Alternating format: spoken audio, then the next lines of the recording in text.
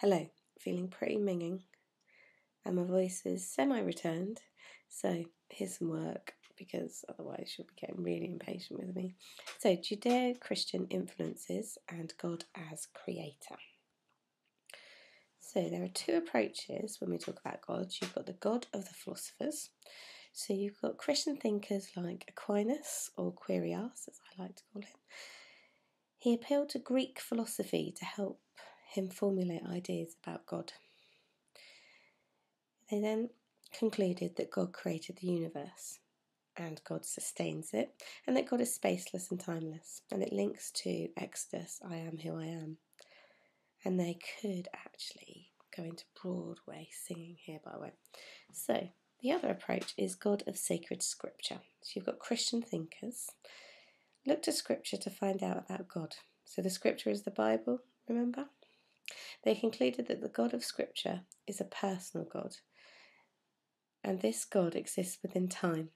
He knows the past and the present, but only the multiple possibilities of the future, not the future itself.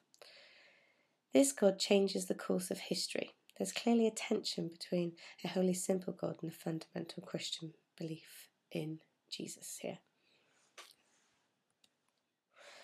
So, God as creator. Going back to Genesis, God is the cause of himself. Aristotle's uncle causa. So this God doesn't appear to be personal in Genesis, okay?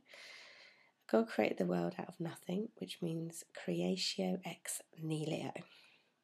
In the story, darkness represents chaos, and God doesn't eliminate it, but has control over it. On the seventh day, God shows us that humans aren't the pinnacle of creation. They join with the rest of creation in worshipping God. Humans are special, because you are all a little special, because they are made in the image of God. We have to help look after this creation, which links back to your GCSE stuff. Remember, stewardship, dominion, all that crazy stuff you had to do. Right, Genesis 2. So, an anthropomorphic image of God, a potter who works the clay and he seeks relationships. However, God remains God, and the image is to help bring him closer to us. So, does the story suggest women are less important than men, or are they still partners? Genesis 3. God does not force love. We are given free will to choose to accept him. Evil is a result of humankind's misuse of this free will, and God's anger in the story is not an irrational outburst, it's an expression of his total abhorrence of evil. So, going into a bit more detail now, God as a potter. Back to the lovely Genesis 2. God takes the earth and creates man. Right, just Jeremiah the prophet is sent to a potter's house to watch the potter working with clay. This becomes an analogy for God's relationship with the people of Israel. God is active in his creation and will rework the spoiled vessel into something good. Jesus is the ultimate example of this. So, God is omnipotent or powerful. We have a problem. Can God create a stone so heavy that he can lift it? Either way, there's something that he can't do if you think about it. Descartes talks about humans can't set limits on what is possible for God to do, even if it's logically impossible. But if he can do that, then he can do anything, even evil things. Aquinas, God cannot do that which involves a logical contradiction. And C.S. Lewis, Alice in Wonderland, all those crazy things.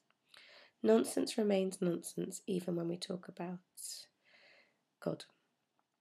So, what is omnipotence? William of Ockham said there is God's absolute power and there is God's ordering power. Okay? Then you have the God of possibility. God is faced with an infinite set of possibilities. He could have done whatever he wanted. Why not create an ox or an ant-shaped planet? And he chose to establish a certain order of things in the world that will remain until the end of time. God has limited himself in Jesus.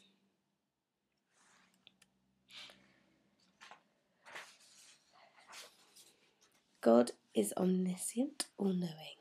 So God needs to be omniscient so that his justice is real. He needs to know the true motives in a person's hearts and his secret desires. So you've got a problem here. If God knows everything, are we truly free? And if we're not truly free, then can we be held responsible for our actions? Solution 1. If God is wholly simple, outside time and space, then God knows all that has happened, all that is happening, and all that will happen. He is above the road, looking down on all that happens. God timelessly sees our future actions, but what God sees is the result of our freedom. God does not cause us to act in a particular way. And then you have the second solution. God knows all the factors that will affect the future, and he knows us inside out. He's able to predict the future, but he cannot know it. Which leads us to Peter Geach. God is a grand chess master. If we were playing with a grand master, we would be completely free to make any move on the board.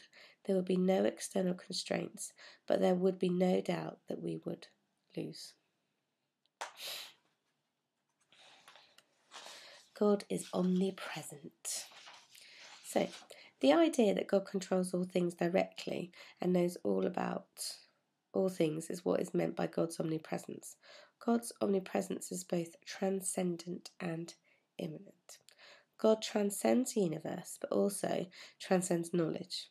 So it's beyond the grasp of the human mind. The literal meaning of the immanence of God is to be within or near in relation to God's creation. So God has no physical form. He is present everywhere, and that everything is immediately in his presence. At the same time, he is present everywhere in the universe.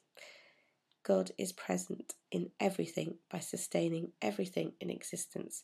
God is holy in whatever he is in. That's a bit of a mind blower, isn't it? So, God's existence. Contingent and necessary. So, God's existence, contingent existence, is a mode of being which belongs to an object that happens to exist but whose non-existence is equally conceivable. For example, a flower. A necessary existence is the mode of the existence of that which cannot not exist, or in other words, must exist at all times. So if God created the world out of nothing, this infers that his existence is necessary, since without it, his existence, nothing would come into being.